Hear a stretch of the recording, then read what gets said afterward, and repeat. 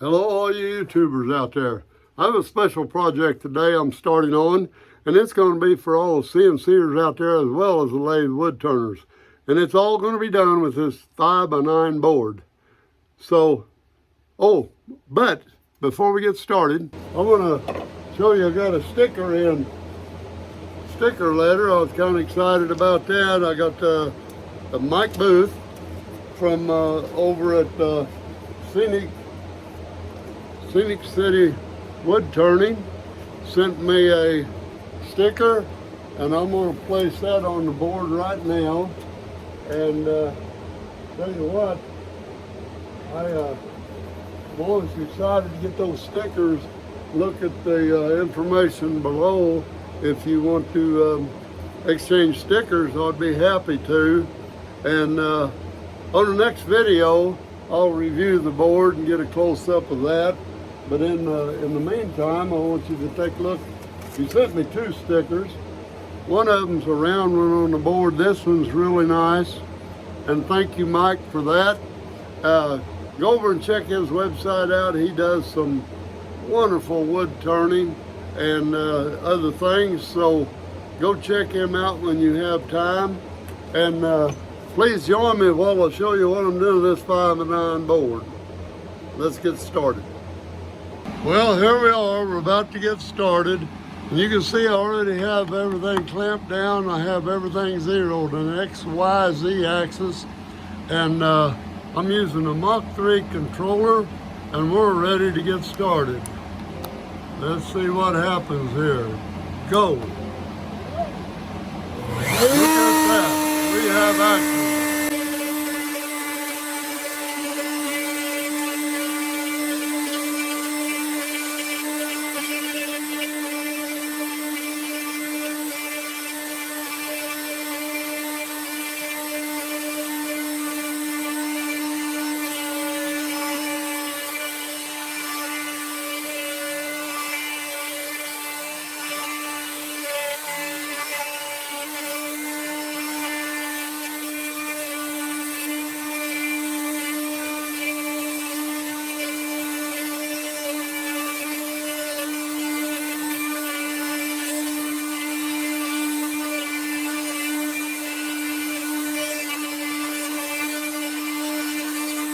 Okay, it looks like we're all done here. Unhook everything is basically all we have to do. And we'll get this out of the way. There we go.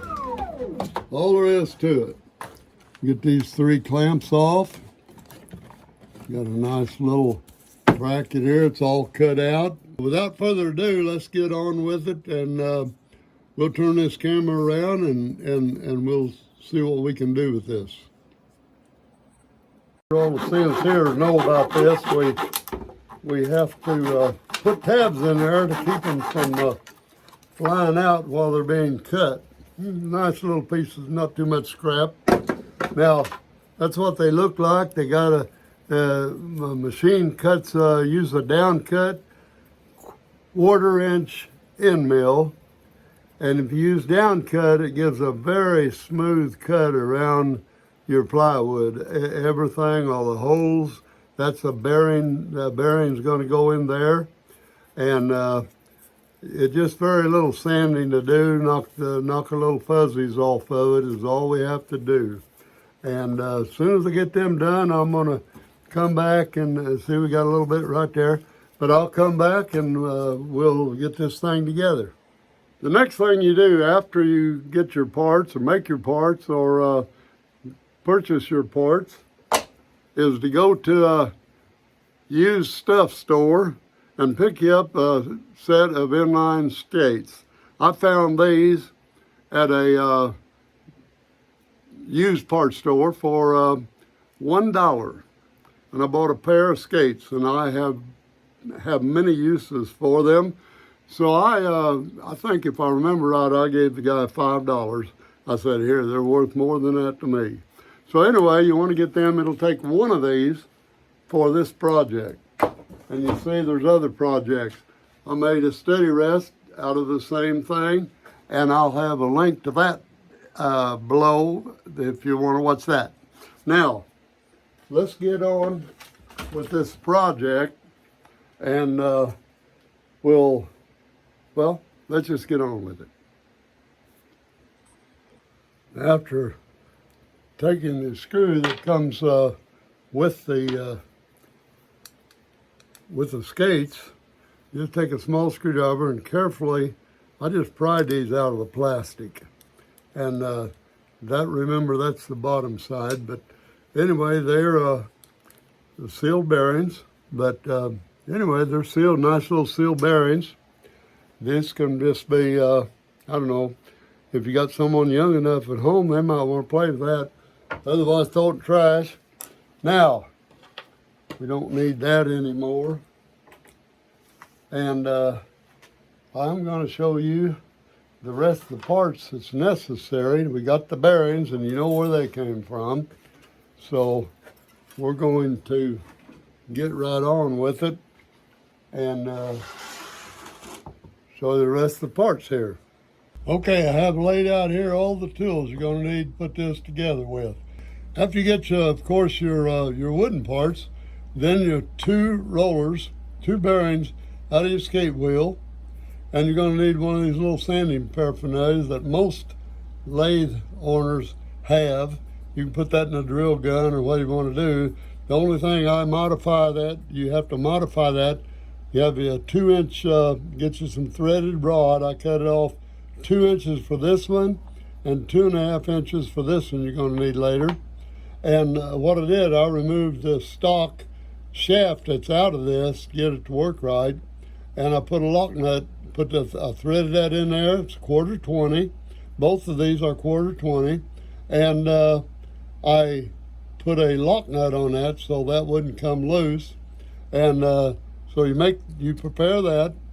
Like I said, this part of the threaded rod is 2.5 inches. 2 lock nuts. Well, wait over here. 2 lock nuts, a T-nut, one of them, and you have this is not necessarily any kind of winged nut. A 1/4 winged nut will work, but I had some of these. They were available on Amazon, or I got a whole bag of them for $5-10. I don't know what it was, but anyway, I found that on Amazon. The tools, all the tools you're going to need is this hammer. Of course, all that is to drive your T-nut in the proper place. And you're going to need something to hold this shaft with and everything as you tighten things up. That's what I used that for.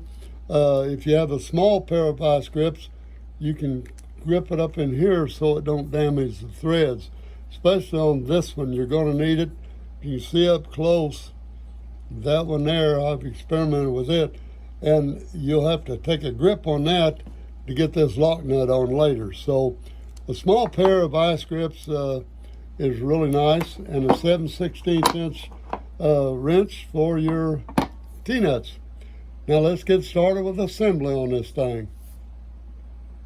Okay, let's get started here.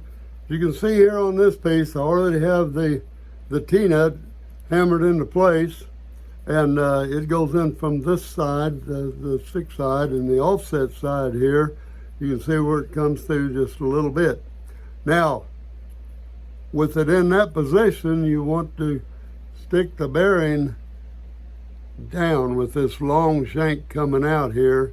If it didn't have that, it wouldn't matter. But what you want to do with it in that position is put your bearing in place right there and just push it right in there. It should just slide in. Now, for those with your CNC, about your tolerances, you may have to resize that hole to fit whatever bearing you got. But these inline skate wheels worked out great for me, and that's the size, the dimension it will cut for you. It's just kind of trial and error. I'd try cutting one of these out on a scrap piece to get the bearing to fit properly. But it's not necessary that it fits tight, just so it slides in with your fingers. And now what we'll do is turn it over, and there's not room for this long shape to go in that side, so we want them both actually going to be both facing the same way.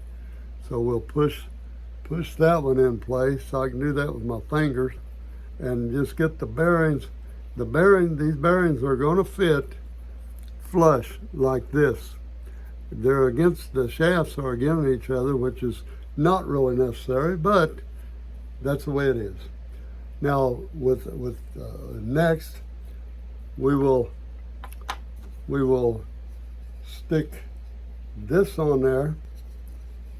We'll put that together like that, to where the two pieces groove together, not like this, like this. Now I will put that through that hole, and that will screw into the next one. I think I'll turn them around, but anyway, it's kind of flimsy here. Unhandy to do it with the camera on and trying to keep the camera angle correct. Now what we'll do is, and you have to have some way, these worked out really well because a T-nut is kind of small on a 1/4-20, and they're harder to really grip like you want to. So I screwed that down, and like this. Then you have to have a way to keep that from coming back off, so you want the other lock nut right on top of there. And if you cut that shaft 2.5 inches, it will come out just about right for you. So that much of it, so far so good. Now this one, your sanding shaft here, will go in a 1/4-20, fits a little bit loose in these skate wheels, but that's okay. You want to go this, not this way, but this way. Make sure it goes in that end, and put a lock nut right on top of it, right there. Now what you want to do, get your trusty little wrench here, and we will take it down past the lock. Now that turns, and guess what? We are ready to stick. I picked up some wood shavings. You know what does that?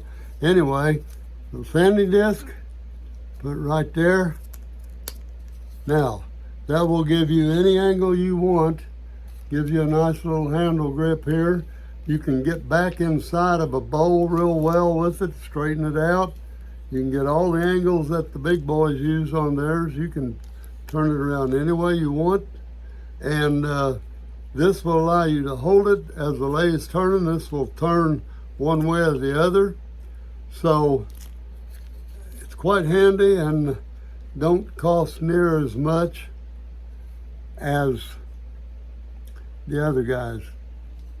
Well, how about that? If you like this, let me know with the like down below. And if you haven't subscribed already, you need to do that too. But right now, I'll tell you that the CNCers out there, leave me a comment, let me know if you want the pattern, and I'll see what I can do in different formats. I got SVG, DXF, some V-carve formats. But anyway, let me know what formats you need, and I'll see if I can provide it for you. And another thing, if you don't have a CNC and you had a lathe and you'd like to have one of these, I'm putting a kit together. I'm thinking about it, and but cost plus a little bit for postage, and I'll send you this plus 2 of these. What I have 2 of these for is this one is smaller, and one of them will be larger, and that fits most inline skates and roller skates, you'll have two different, whatever bearing size you have. Although, when you order, need to let me know your bearing size where I'll make sure one of them fits. Because if it don't, we might have to order another piece. So I'll have that all laid out in the order form, where a place where you provide the dimensions for the bearing. But let me know what you think. And last but not least, I'll see you in the next video.